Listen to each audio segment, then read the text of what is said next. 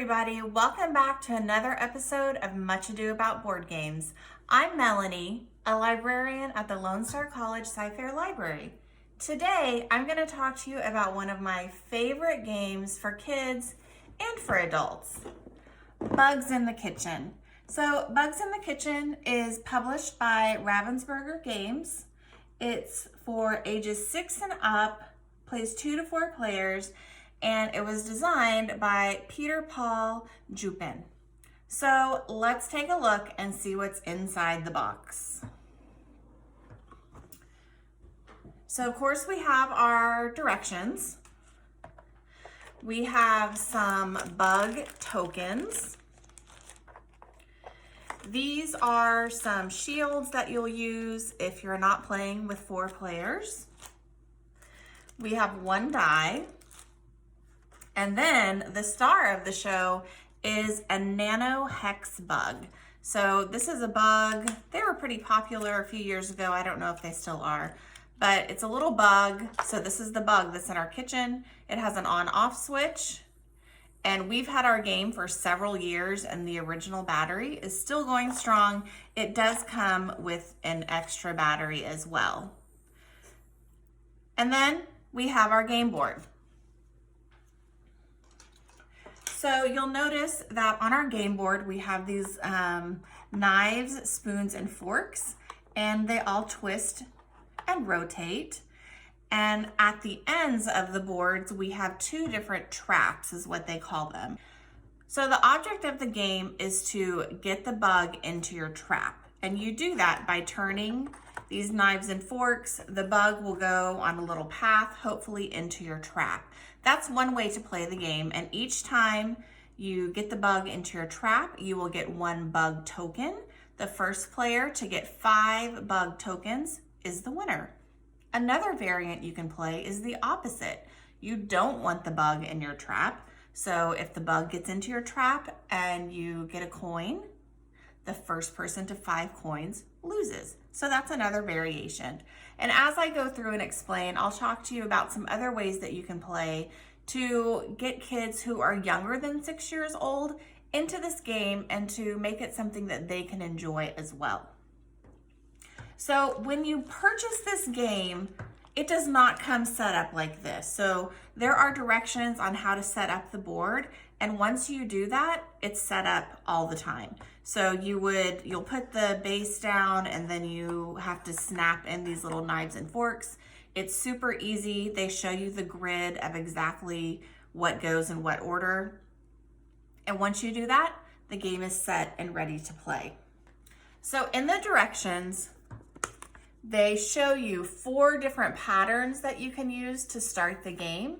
And to make those patterns, you just move the knives and forks like this. I'm going to choose this square pattern right here.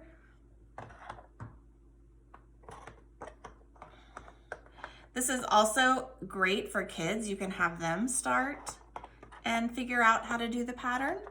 And so now we're ready to start the game. So if you're playing with 4 players, then you would utilize all 4 traps. If you're playing with fewer than 4, it comes with these 2 blockers where you can block a trap. So this would be 2 players. If you have 3 players, then you would just remove one of these traps, and now you have 3 open traps. The youngest player gets to turn on the hex bug and put it in the middle of the board. It does get a little bit noisy, but that's how it moves. And then once you turn this, it's gonna go on its own little path. And, oh, now he's stuck. If at any time the bug does get stuck in the corner, you can just kind of give it a little nudge and help it move on another way.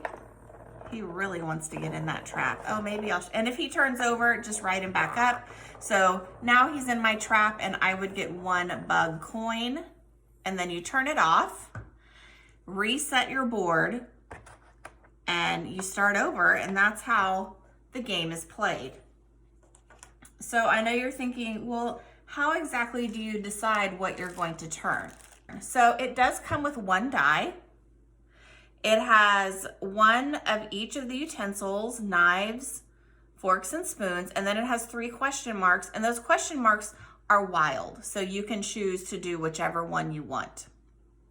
So I would say that the hardest part for some children is figuring out that you have to roll the die as quickly as you can, make your choice, and then go to the next person. So if you have a younger child who you just want to introduce them to the game, help them understand turn taking and maybe a little bit of strategy of what they want to do to keep or get the bug into their trap, you can forego the die and just let them decide on their own.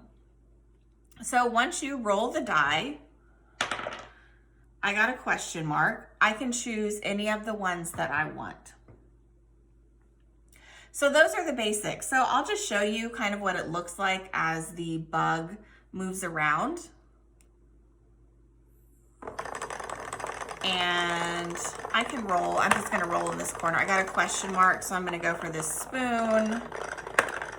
I got another question mark. I'm gonna go for the knife. And if I'm trying to keep it out, gosh, I got another question mark. I'm gonna go back for this knife. That didn't work out the way I wanted. Okay, I'm gonna try to get, I'm getting lots of question marks. Okay. And so it's also fun because your kids or your adults have to kind of figure out, and see now he's just cruising around the board, kind of figure out, it's like a maze. So if something is, and there he goes into the trap. So it's a lot of fun. It's very fast paced, which I like, and I think kids like too because it does keep their attention. This bug is super cool, and it's really just a fun, quick, and easy game for kids who maybe don't know how to read yet. They don't even have to know how to count. All they have to do is be able to watch the bug move these utensils and get it into the trap. So these are the nuts and bolts of Ravensburger's Bugs in the Kitchen. I hope that you and your family enjoy it as much as we have. Thanks for watching, and we'll see you next time. Bye.